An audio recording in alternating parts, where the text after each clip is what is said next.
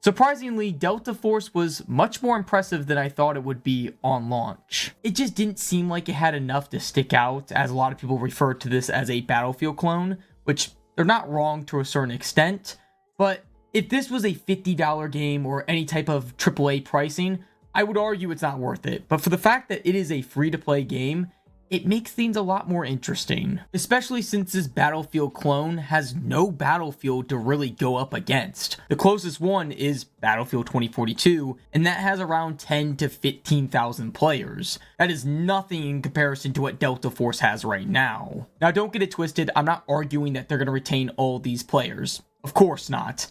I'd be surprised if they retain half these players. But the fact that Battlefield 2042 has been out for multiple years now, and they don't even have a tenth of the player base that Delta Force has now, it really goes to show you that this Battlefield clone does not have any real competitors within the Battlefield franchise. Which is why I actually think Delta Force might have a chance to establish itself in the market. There's a huge opening for a game like this, and it needs a game to fill it. Delta Force is here to provide, and the fact that this is a free-to-play game really gives them this opportunity. Now, before we get into this review, I want to make something really clear. I'm mainly focusing on the Battlefield mode, which is the attack and defense. I'm not really focusing on extraction. I played a little bit of it, and honestly, my personal bias here, I really lean towards an extraction that focuses on realism. I think it makes the dynamic between the players much more interesting. It makes it more impactful. This just feels a little too arcadey for me. Now, that's not my final opinion on it. I just haven't played it enough, but that's my first impression. Now, let me get to the main thing that's going to keep people invested throughout their entire playthrough, and that is the gunplay and the guns themselves. The devs did a really good job on both. The gunplay feels smooth, it's fast, the time to kill for the most part feels good. Each gun has its own advantages and disadvantages. If you're in a close quarters fight, obviously submachine guns are going to be your go-to, shotguns are going to be your go-to. If you're more for a long range fight, marksmen, the snipers, obviously. Each gun just has its own real purpose in the game. Now, my slight criticism of the gunplay before we move on is the submachine guns. I really think they have a little too much leeway with the range.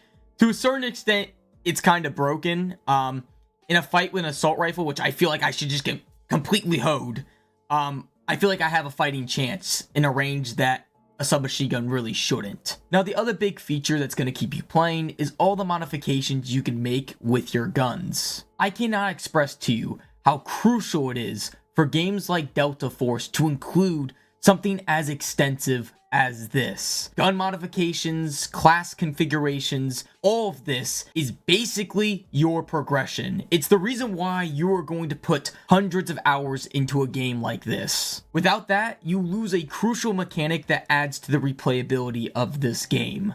You solely rely just on the gameplay at that point, which isn't a bad thing, but you want to add another layer that gives the players a feeling of achieving something, a feeling of moving forward within the game that's just outside of the gameplay itself. I mentioned that each gun has its own pros and cons in specific situations, and the maps of Delta Force actually contribute to this even more. Now, I haven't played all the maps, but I do want to point out this specific map. It's hell. Towards the end, when you get to the bottom, it is absolutely a fucking shit show. It is one of the only maps that stood out to me that I just did not like. And one of the gameplay mechanics that added on to my hatred for this map is the smokes.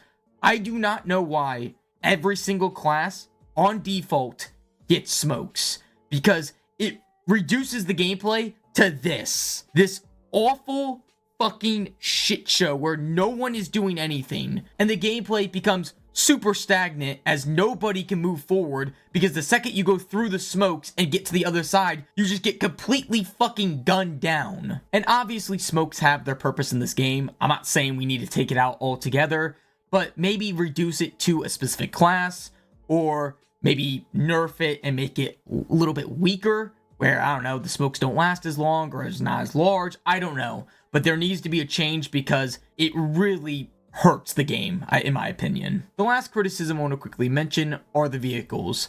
They're just completely ass. I'm sorry. There's not really a purpose into getting into one of these because they just don't have as much of an impact on the game as other vehicles in other Battlefield-like games. Like take this for example, look how slow I am moving. A vehicle like this, it doesn't have a lot of hit points, it shouldn't be able to tank anything, and it should be hard to hit, but it's not. But all in all, for a free-to-play game, sure, it has some flaws, but it offers a lot in a genre that just doesn't have much of a competitor. I don't know if it will retain its player base, I don't know how long it will last, but I think it's a solid game for the most part. But yeah, that's it.